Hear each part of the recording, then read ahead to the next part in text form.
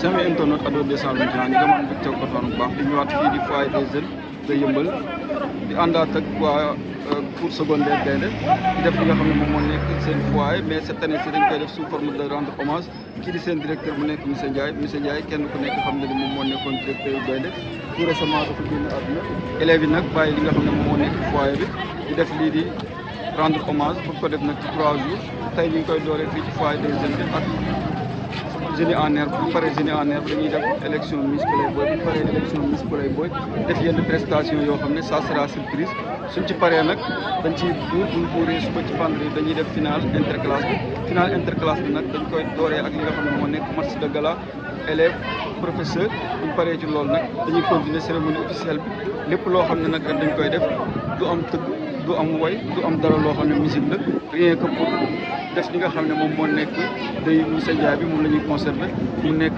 gouvernement scolaire pour secondaire Gaïndé bi ren loolu la ñuy def ren bi ñu def li nga xam ne moom moo nekk Fosco comme ni ñu ko doon xamee dañuy def li nga xam ne moom moo nekk rendre hommage à monsieur Ndiaye moo nekkoon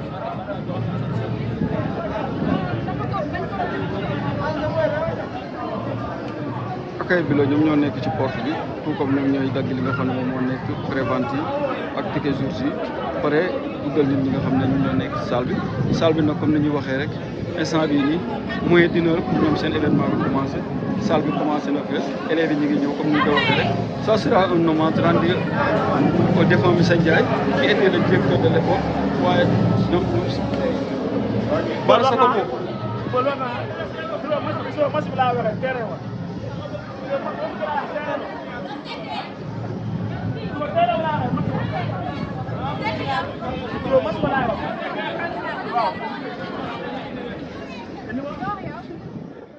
di ñëwaat ki nga xam ne moom moo nekk foyer des jeunes da Yeumbeul di ànd ak koo xam ne miin ngeen ko ci Gaïndé mu nekk monsieur Moustapha Badiane élèves yi duñ ko xamee ci monsieur Badiane nekk un fervent boo xam ne nag mi ngi nekk ci li nga xam ne moom moo nekk ci corps professoral bi nekk surveillant jàppale élèves yi tamit boobu ba léegi ñu gis ne mi ngi ciy ànd ak élèves yi monsieur Badiane ñu ngi lay ziar. ginnaaw bañ la nuyoo di la jox sa wàccuwaay ana tey lan mooy xew fi nga xam ne moom moo nekk ci foyer des jeunes de Yeumbeul. waaw avant tout je me présente monsieur Badiane professeur d'histoire et de géographie du secondaire Gaïndé waaw su teewaay fii nag mooy ñëw bu nga élèves ci finale génie en herbe bi mais en même temps tamit ci festival yi festivités yi ñu fiy def pour jëmmal école bi pour représenter en même temps le corps professoral ak l'administration. bon cette année-ci ça sera inédit ci ñuy wax monsieur Ndiaye nekkoon directeur école bi gis ne moom mooy nekk première foyer boo xam ne da koy ute en tant que surveillant ana lan ngay sentir tey boo taxawee fii sans monsieur Ndiaye. waaw comme ñëpp rek benn dañuy sentir ndax c'est la première fois ñuy organiser événement bu mel nii sans monsieur Ndiaye te boo xoolee xel ci moom lay def tamit yaakaar naa c'est mérité quoi ñuy jéem ko rendre hommage parce que c'est quelqu'un qui a œuvré pour le développement de l'éducation à Yeumbeul de créer école am te amul possibilité dem na fi leneen créer école pour jàppale jeunesse Yeumbeul ñu jéem a comme am sens jàngat parce que boo xoolee école publique bariwul ci zone bi à part lycée Limamoulaye lycée Yeumbeul wala lycée Keur Massar am ñoo xam ne amuñu possibilité accès foofu noonu léegi moom mu jëloon décision créer école pour jàppale la jeunesse yeumbeulloise maintenant ñu jàng quoi mais tey moom ba tey am sentiment mitigé la quoi benn bari booy dañ kontaan nii mais vraiment dañu mitigé c'est-à-dire c'est un peu mitigé quoi par rapport ak décès monsieur Ndiaye moom c'est vraiment métti na quoi mais dañuy muñ rek yàlla baax ñu gis ne monsieur Ndiaye sonnoon la li nga xam ne moom moo nekk éducation Yeumbeul tey moom mu wuutu ngeen door a def foyer ren première fois boo xam ne moom mu nekk fi tey jii boo ñu doon rappelé monsieur Ndiaye qui était monsieur Ndiaye. waaw monsieur Ndiaye comme ñëpp rek comme xeet yi ñu defoon ci moom rek yaakaar naa mënu ma xam ne benn monsieur Ndiaye ndax man boo xoolee man Gaindé maa ngi ko dugg 2019 léegi mën naa wax mën naa bokk ñoo xam ne ñu ñàkk xam monsieur Ndiaye par rapport ak ñoom Seck ñoom Samb ñeneen ñoom ñoo ko enseigné lu bëri bëri mais daal c'est un gars quelqu'un qui était social qui connaissait par exemple la banlieue social la woon tamit ku connaître la banlieue la woon.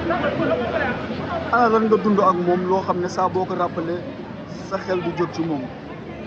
non loolu bëri la peut-être moom ambiance bi mu amoon ci école bi ne se considérait pas comme un directeur au-dessus de tout le monde se considérait comme un enseignant simple mu la fekk da lay mbalak kaf foog ree jëm ca yoonam par rapport ak yeneen biir yi nga xam ne lay romb yooyu moom bu la romb lay wan na la man du ma directeur école bi jàngalekat laa comme yow day jëw kaf foog ree dem yoonam.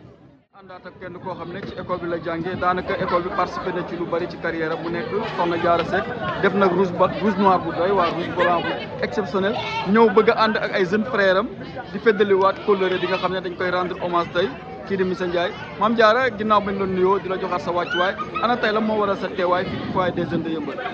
asalaamaaleykum bon tey dama fi ñëwoon parce que benn directeur bi sama papa la sama xarit la sama lépp la bon tey nag c'est normal ñu ne si journée bi parce que lii suñu journée la ñu waaw voilà c'est ça.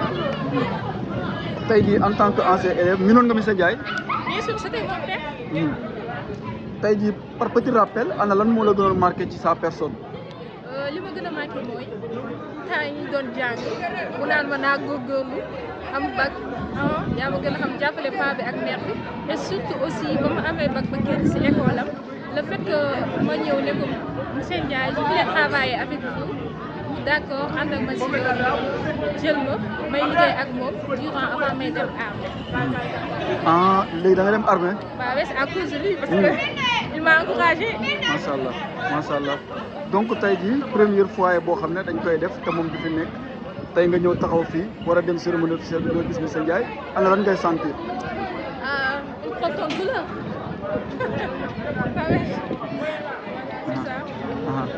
donc ana lan ngay dénk ñi nga xam ne bëgg nañ ñëw Gaindé lan nga leen di wax. xanaa di leen wax ñu ñëw parce que fii école bu baax la macha allah parce que ñun rek ñoo fi génne ñun gënuñu leen en fait dàq ñu leen jàng aussi yàgg na ko jusque nañ gëm ni ñuy def ko ko rek. surveillant ak surveillante yi dañuy àndaat ak kenn koo xam ne élève la mu bëgg loolu école bi mu nekk Malick n'est-ce pas mu nekk Malick nag école bi yëpp miin ko ci ginnaaw bëgg jàngam ak bëgg école bi mu nekk nag élève bu exemplaire moom moo tax corps professoral bi choisir ko pour mu def témoignage am Malick ñu ngi lay ziar. doole ziar. tey sa diggante Gaindé boo ko doon résumé ana lan moo waral Gaindé ginnaaw boo nuyoo jox gars yi seen wàccuwaay. maa ngi nuyu ñëpp di fay ñëpp mais Gaindé mooy école boo xam ne man dama fay ñëw ndax bëgg Gaindé avant ma fay jàngee dama fi daan jaar gis ay exemplaires yu bari amoon fi ay gaañ nag mais directeur bi taxoon gën fay ñëw parce que daanaka nit ku baax bëggoon nit loolu ka dara. directeur bi moo taxoon nga bëgg fa jànge ren mu nekk première fois boo xam ne fekkewu ko en tant que élève lan nga sentir boo taxawee fii tey. loolu moom ñëpp bëggoon nañ ko mu fekkoon ndax loolu neexu si xool quoi ki sañoon borom école mën naa ne borom kër moom du bëgg di seetaan këram dara di fa am quoi kon dogal daal moom bu sañoon tey jii dafiy nekk da ngay fekkee mais bu fekkoon suñ sañ-sañ ñi ñun du dem tey dafay toog ndax wane lu waral loolu ndax gis nañ exemplaire yooyu kon dem na si école yu bëri loo am fii amu fa dañ naa école dañoo ñàkk fay lu nekk dañ koy wax quoi mais seega mu bund bu muy bind rek. ana tey lan nga dund ak moom loo xam ne saa boo ko xalaatee doo bëgg mu dem. man leen lenn la mooy su ma musaa ñëw moom fekk ma taxaw dama koy nuyu mu jaama sant ak man ne yaa ngi góorgóorlu ma ne ko waaw après mu dem ma dem. ana madame Sow. madame Sow bon waaye ñëpp la. waaw waaye élève la de. tey liñ fi andi tamit nekk na lu spécial comme ni ñu koy waxee mu nekk cours secondaire Gaindé andi nag ren présidente foyer présidente gouvernement scolaire de son vrai nom mu nekk Marème Mbaye une jeune fille ambitieuse jël nag li nga xam ne moom moo nekk renu Mohamed Ba comme li ñuy wax rek daaw du Mohamed Ba moo nekkoon sa président ren nag yow nga jël ko góor baax na jigéen baax na comme ni ñu koy waxee rek Marème pourquoi ñu jël la au détriment des góor. En fait, pour commencer, moi c'est Marème et avant d'être la présidente, c'était Fatou Thiam qui était là, qui était gentille, généreuse. même fin vie, elle avait toujours dit que je serais la présidente du gouvernement scolaire. Et ça, je l'ai choisi pas pour être célèbre devant les élèves ou quelque chose d'autre. C'est une ambition. Et pour être présidente, c'est pas facile. Parce que élèves dañuy ñëw wax lii nga diggee lii. Au début, j'ai parlé avec eux, je les ai dit que moi, bu ngeen bëggee ma ànd ak yéen dañuy ànd ci dignité, jàng, respect, tout impact. Parce que aussi on est là pour les études. Et si c'est cadre d'études, tout le monde étudie. Mais cadre de foi dañuy foog mu neex. Donc quels étaient les critères de base pour ñu tànn li nga xam ne moom moo nekk présidente bi moyenne la wala background wala lan. Déjà premièrement, on nous a posé des questions sur des faits. Après, ils ont regardé ma moyenne et tout ça. Après, on a fait une candidature, une élection même. Les élèves ont choisi. Chacun a pris la carte rose pour moi. Parce que je sais qu'ils ne m'ont pas choisi par hasard. Ça, je sais. C'est sûr. léegi ana tey lan nga teg ci programme bi à partir de jeudi jëm samedi. Pour aujourd'hui, on a débuté avec la première même. Lecture du Coran et tout de suite au CEDEPS de Yeumbeul. Podium à styliste. Après, on va faire le final du Génie en Art. Première, passage des Miss Playboy. Projection du documentaire sur Monsieur Ndiaye, c'est notre directeur. Prestation, résultat du Génie en Art. Deuxième passage des Miss Playboy. Prestation des invités, résultat du Miss Playboy et fin de journée. Ok, pour le vendredi alors. Pour le vendredi, on fera mise en place match élève contre professeur, finale interclasse. Ensuite, à l'école, mise en place handball. Handball, anciens élèves et le cours secondaire Gaïndé. Après, c'est jeux et loisirs. Finale handball, secondaire. Remise des trophées. Et pour le samedi, c'est mise en place accueil des invités, discours d'ouverture, remise des diplômes du moyen, prestation, invités, surprise, remise des diplômes secondaires, prestation des invités surprise, animation, slam, théâtre, hommage et dîner de gala. Dîner de gala. Ouais. jotoon nga miin Miss Ndiaye. Hein? jotoon nga miin Ndiaye. Ouais. ok par petit rappel ana lan nga dund ak moom loo xam ne saa boo ko rappelé waatee rek doo bëgg mu manque bés bi. Monsieur Ndiaye, il était comme un papa pour moi. Quand je parle même de lui, j'ai des frissons. Car il était un papa pour moi, il me conseillait tout ça. Même le début d'année, il m'a envoyé un message. Et pourquoi ça fait l'année dernière que j'ai intégré l'école. Il m'a envoyé un message, ma fille, je t'ai toujours pas entendu pour l'école, tu n'as pas encore inscrit tout ça. Vous savez, l'année dernière, j'étais en candidate pour le BFM. Et je l'ai eu, machallah. Alhamdulillah, je remercie. Machallah.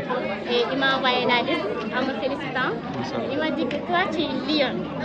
Gaïnanga, j'en parle, j'aime les études. Je te jure, ce mot-là, ça m'a tellement touchée que je ne veux plus les mots. Machallah. Et il était notre prof des SVT.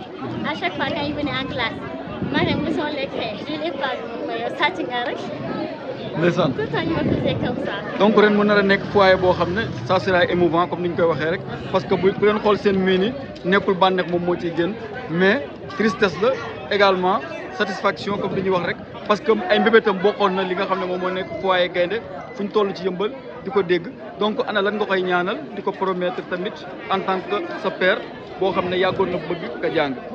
man koy ñaanal aljana nekk këram yàlla na Firdawsi rëy kër gi gën a rëy ci xoolam ak kër yi mu yor ndax dafa jàppale élèves yi man c'est aujourd'hui que j'ai aimé SVT je te jure 6 cours je participe c'est ce que j'ai jamais fait je participais j'avais des moyens de 15 j'étais une élève brillante sur son corps et man maa ngi koy ñaan yàlla yonent bi accueillir ko mu nekk ci ndaw si yal na ko xam sax lu ko war a ñaanal daal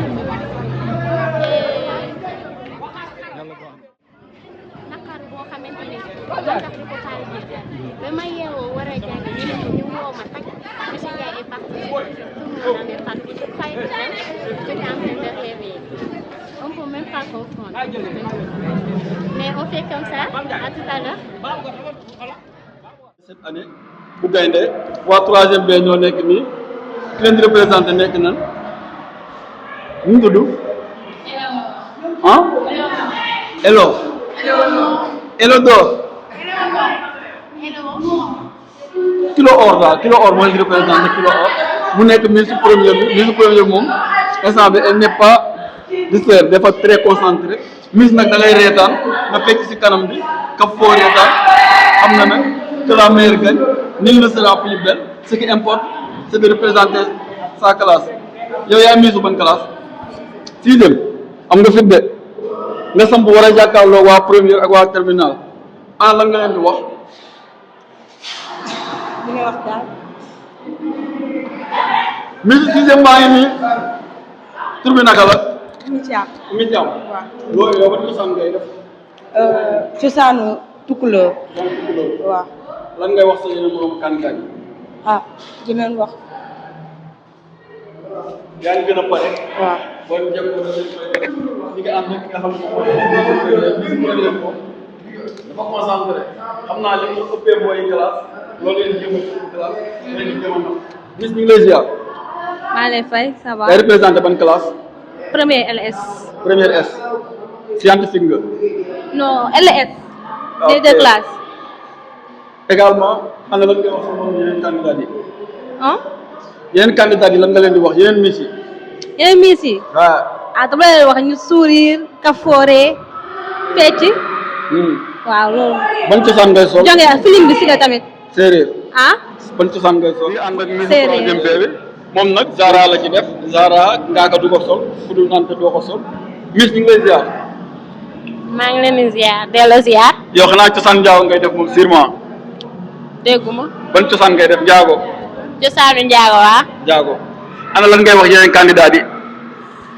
comme ni ko kee waxee rek dañ suuri kafoore te xam ne ñoo ñëw fii nag pour bëggal leen ñoom ñëpp wax ñu bàyyi suñu temps.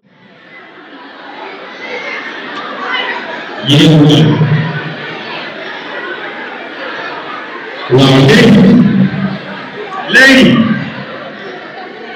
léegi yéen ñi nga teg kii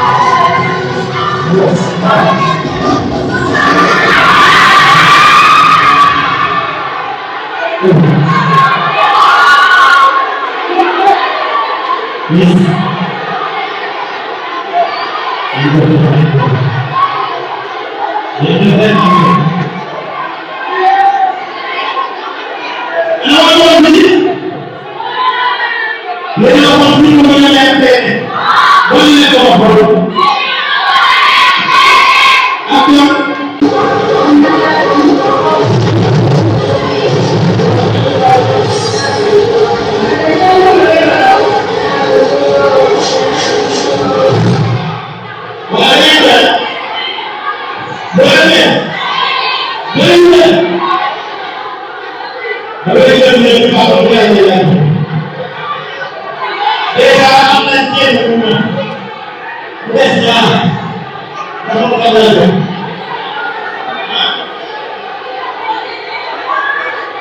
bu des daal kenn ku ma ne ah ñu ngi lay Bravo! Bravo, mais non! Sans plus tarder, c'est bon.